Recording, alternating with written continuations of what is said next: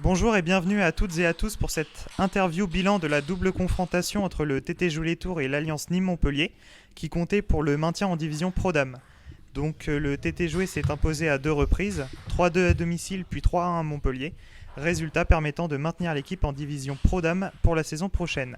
Donc première question à Benjamin. Benjamin, quel résultat et surtout quel soulagement? Quels sont tes premiers mots pour ce maintien?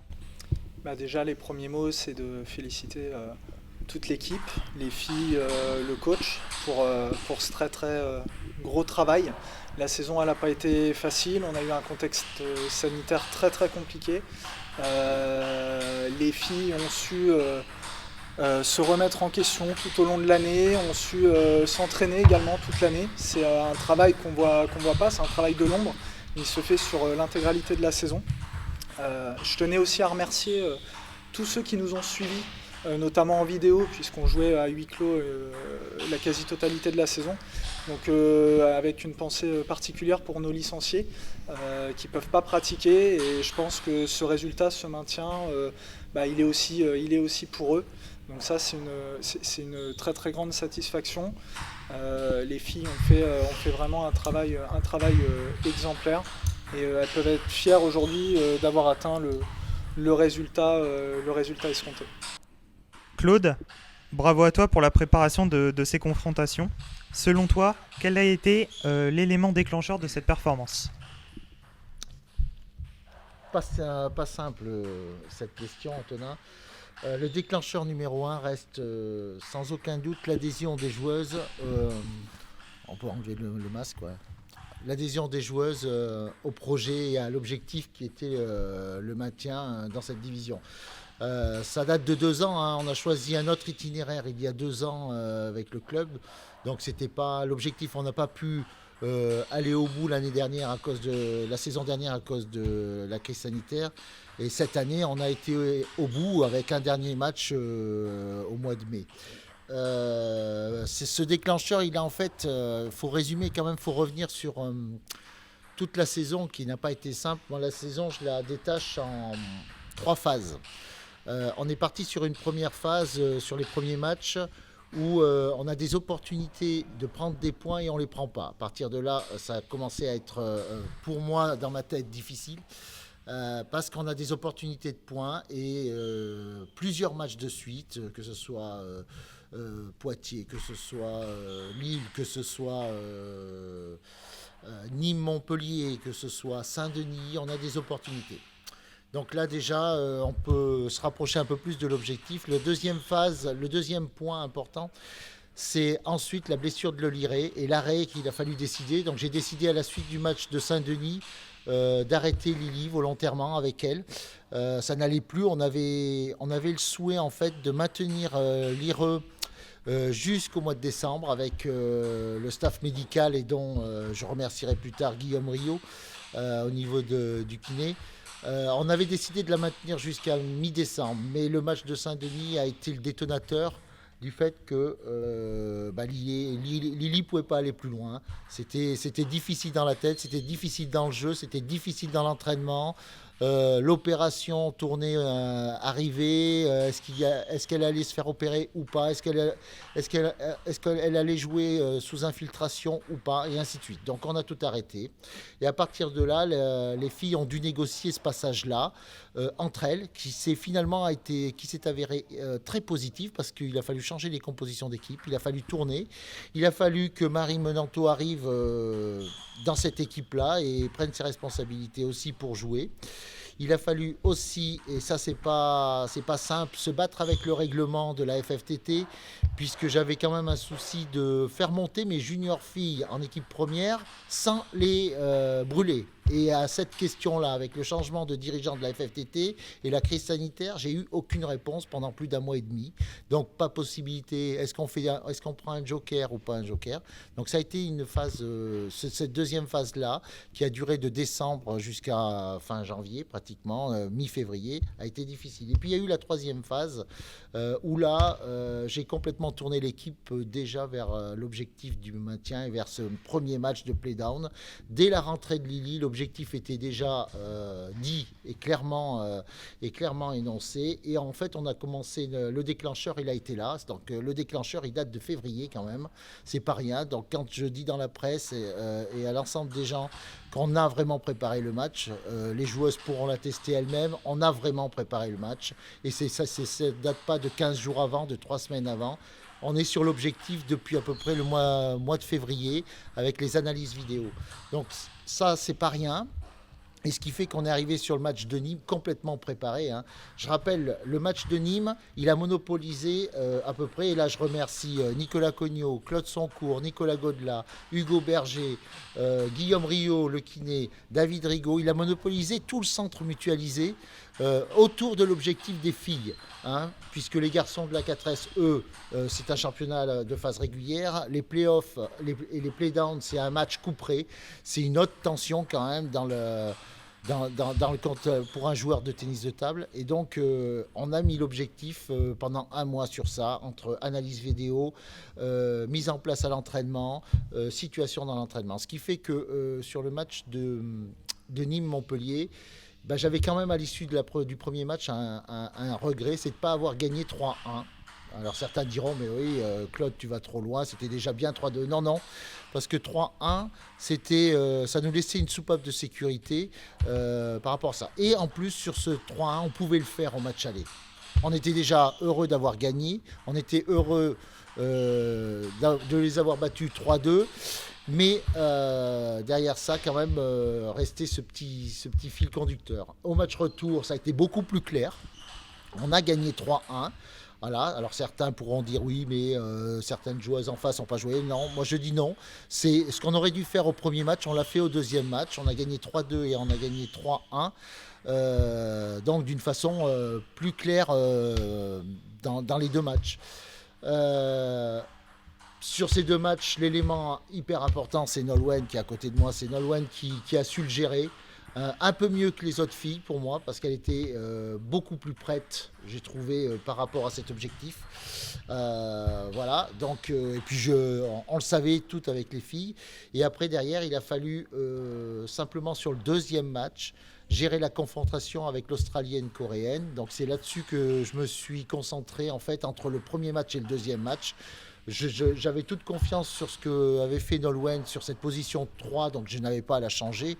L'équipe adverse aurait pu changer, on était prêt sur les deux matchs à jouer. Les jeux des joueuses adverses étaient connus, archi connus, la tactique et la stratégie étaient faites depuis longtemps. Il n'y avait aucune surprise par rapport à la technique, aux aspects technico-tactiques sur ce match par rapport à mes joueuses. Mais par contre, les matchs ont révélé que ça a été difficile pour Liré. Ça a été difficile pour Audrey aussi, parce qu'il y a des choses qu'on n'a pas maîtrisées. L'émotion, il y a des tactiques qui s'emballent, qui se désorientent dans le match, et qui fait que les matchs sont rendus difficiles. Nolwenn, sur son deuxième match, est plus difficile que le premier. C'est normal, puisque la joueuse s'attendait à prendre sa revanche, et ils avaient préparé la chose. Mais à la sortie, Nolwenn a très bien géré ce deuxième match. Donc, ce qui me fait dire que... on est heureux de l'issue du match, mais ça n'a pas été un hasard. En aucun cas, ce match-là couperé a été un hasard. Et je vais même rebondir, on était même prêt à rebondir sur le match suivant, qui va être dans 4 semaines maintenant, 5 semaines avec cette semaine-là, mais ça va faire 4 semaines. Par rapport à l'objectif, on s'était fixé ces deux objectifs-là. On sait qu'on était dans la position de 12e, 11e par rapport à nos classements, même si Nîmes était un peu comme nous, mais la joueuse australienne coréenne ne joue pas 66. D'ailleurs, on peut s'étonner de l'avoir numéro 66. Ça fait quand même des contre-performances aux joueuses en face qui sont quand même assez étonnantes. Donc voilà. Donc tout ça fait que il n'y a pas de surprise et que... on peut être content de l'issue, mais ça a été préparé, ça a été travaillé d'une façon très professionnelle de la part de l'ensemble du club et de la structure Tourangelle. Voilà. Question pour toi, Nolwenn. Ça fait quoi d'être maintenu après une saison si éprouvante ? Forcément ça fait plaisir. C'était pas gagné d'entrée de jeu. On savait qu'au début de saison, on savait que ça allait être compliqué. On avait quand même pour objectif d'essayer de finir dans les 8. Mais bon, dès le départ, on s'est rendu compte que ouais, ça allait être vraiment dur de tenir cet objectif. Donc on a vite basculé pour se préparer au mieux pour les playdowns et arriver le plus performant possible au playdown. Mais bon, après, comme dit Claude, on a été très vite focus sur cet objectif-là et on l'a vraiment très très bien préparé. Donc c'est sûr qu'il n'y a pas de hasard. Après, ça fait pas forcément tout parce que c'est pas que grâce à ça qu'on a gagné, mais c'est une grosse partie du travail. Donc ça fait plaisir que tout ce qu'on a mis en place avec tout le monde, ça ait payé aussi bien et dès le premier coup. Comment tu as vécu cette saison à titre personnel ? Moi, personnellement, ça a été assez compliqué. J'ai commencé la saison avec un niveau de jeu vraiment pas terrible. J'avais beaucoup de cours, j'étais en stage pour mes cours, je pouvais pas beaucoup m'entraîner, j'étais assez fatiguée, c'était assez dur à mettre tout en place et à bien avoir une bonne organisation. Puis, à l'issue de ça, on a essayé de repenser un peu l'entraînement, d'éclaircir un peu plus les choses avec les entraîneurs, avec toutes les personnes du pôle, tout ça. Et à partir de là, c'était quand même beaucoup plus clair sur mon entraînement et sur mon jeu. Ça s'est vite ressenti au niveau des matchs. Il n'y avait pas la gagne, mais il y avait quand même le niveau de jeu était quand même beaucoup mieux qu'au début de saison. Et sur la fin de saison, ça a payé et avec le niveau de jeu plus la victoire à la fin, donc ça fait plaisir, quoi. Question pour toi, Claude. Du coup, la fin de saison va être moins tendue. La double confrontation pour les places 9 à 10 doit se dérouler normalement le 18 et le 22 mai. On ne connaît pas encore l'adversaire car la confrontation entre le Grand Quevilly et Quimper ont été reportées. Quels seront les objectifs ? Comment préparer ces rencontres ? Alors, effectivement, on ne connaît pas encore la date du match. L'objectif, il est simple, c'est de continuer sur la lancée. C'est que les 2 derniers matchs, c'est de continuer notre invincibilité. Les filles avaient rigolé lorsque je leur avais dit on avait terminé le championnat, la phase régulière, on est invaincu maintenant. On a fait notre dernier match, une victoire. On a fait 2 matchs contre Nîmes, donc ça fait 3 victoires d'affilée. Maintenant, on va essayer d'en faire une 4e et une 5e avec un double défi, c'est-à-dire ça va être la rentrée de Marie Menanto sur les 2 prochains matchs. Dans quel ordre, je ne sais pas encore. Dans quel type d'équipe, je ne sais pas encore. J'ai tout le temps pour réfléchir à ça avec les joueuses. Le deuxième point qu'il va falloir gérer, c'est ce relâchement-là.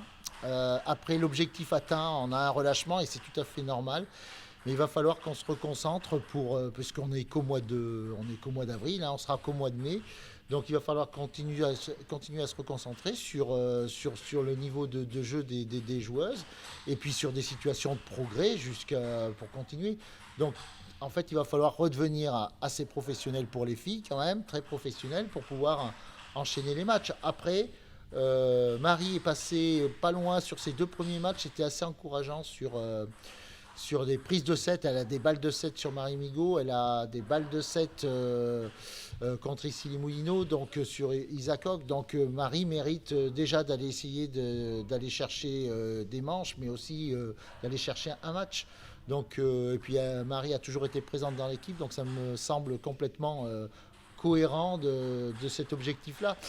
Après on va pas non plus se prendre plus la tête que ça sur ce dernier match. On va d'abord les laisser jouer entre eux et puis on verra ensuite l'issue du match pour la place 9-10.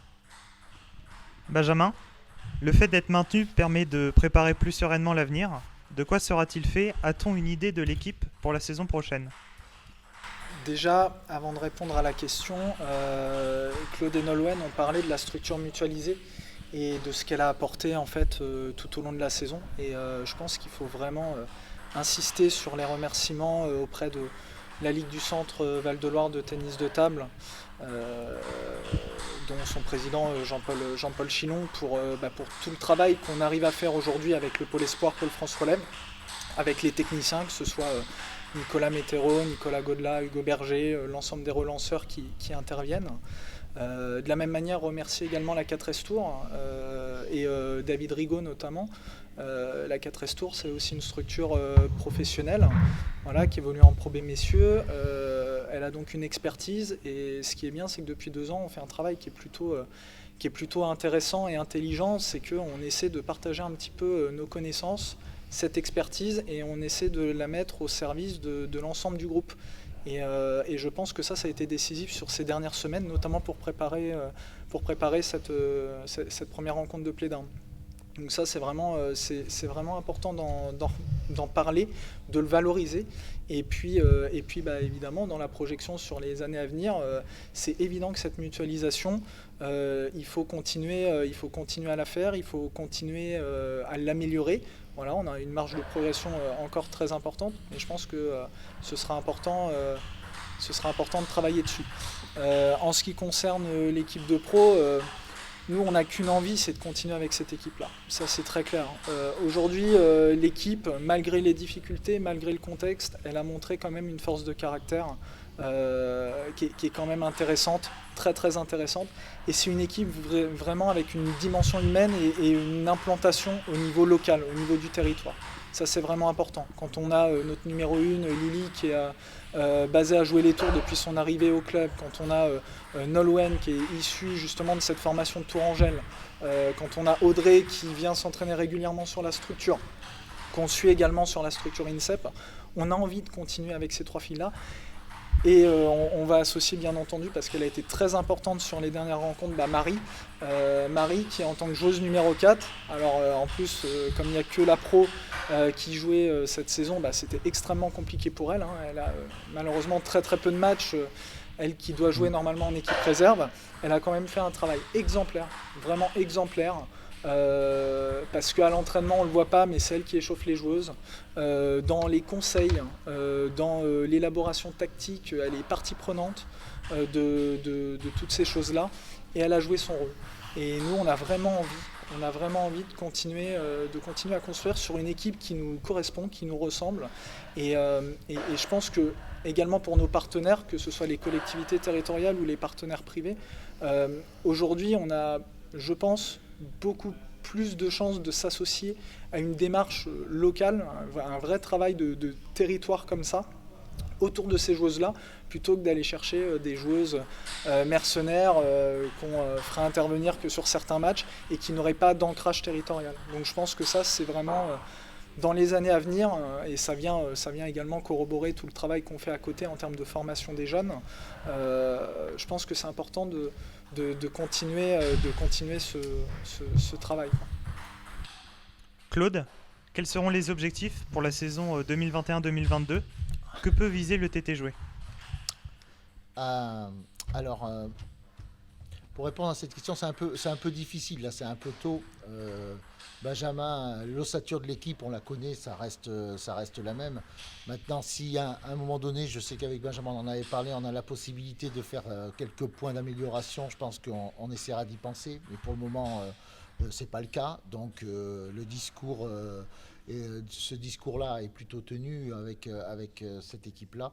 Il n'y a pas de souci particulier. Par contre, l'objectif, il sera encore plus difficile l'année prochaine. Le premier problème, c'est de connaître le championnat de pro. Comment va se dérouler ce championnat de pro ? Est-ce qu'il y a la préparation de la Pro B ? Normalement, la Pro B qui devrait arriver pas l'année prochaine, mais l'année d'après. Donc on devrait retrouver un championnat avec une Pro A et une Pro B, mais on est dans l'incertitude quand même, je tiens à le dire par rapport à l'ensemble des dirigeants au niveau de la fédération, on est quand même dans l'incertitude totale depuis 3 ans, 4 ans, là, et ça devient très difficile de pouvoir se projeter dans des projets, si ce n'est qu'avoir des budgets et prendre des joueuses, ça je pense que beaucoup savent faire. Mais se projeter sur de la formation, se projeter sur les jeunes Françaises à faire progresser par rapport à un club et un projet, ça c'est compliqué parce que le championnat devient difficile et de plus en plus difficile à chaque fois. Plus de 50% des joueuses sont étrangères actuellement sur le championnat féminin. Donc voilà. Moi je préfère dire que pour l'année prochaine, d'abord au mois de juin, juillet, je pense qu'avec le club, on va pouvoir fêter les 20 ans du club de pro. Et tenez-vous bien, ça fait quand même, moi qui suis arrivé en 2014, le club est en pro depuis la saison 2001.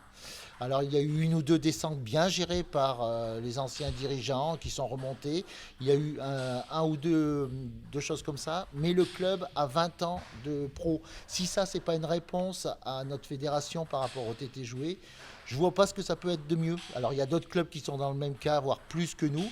Mais quand même, le TT joué les tours, c'est 20 ans au plus haut niveau de la division féminine. Je trouve que, et par rapport au projet qui est fait, je pense que ça vaut le coup d'être dit, ça vaut le coup d'être fêté.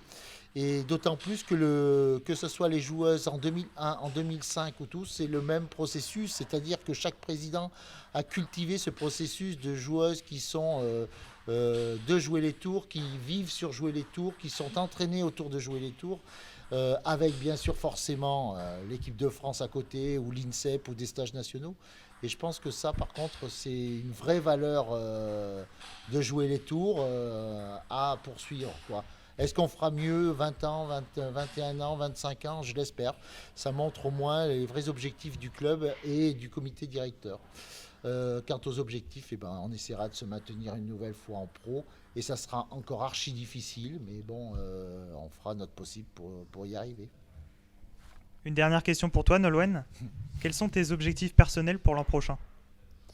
Bah, personnellement, c'est pareil, c'est un peu flou en ce moment. On ne sait pas trop, avec la crise sanitaire, on ne sait pas trop quelles compétitions vont pouvoir se dérouler. Là, ils ont annulé les championnats de France, ça a été reporté à décembre, donc on ne sait pas trop. Mais avec Jouer les Tours, oui, c'est sûr, l'objectif, ça sera de se maintenir, même si on s'attend à ce que ça soit encore plus dur que les autres années. Et il va falloir qu'on démarre très bien la saison et qu'on soit direct dedans. C'est ça. Donc, mais après, sinon, non, ça reste un peu flou pour tout le monde pour l'instant, quoi. Merci à vous trois d'avoir pris le temps de débriefer ces premières rencontres de Play-Down. À très bientôt et très bonne fin de saison. Merci. Merci.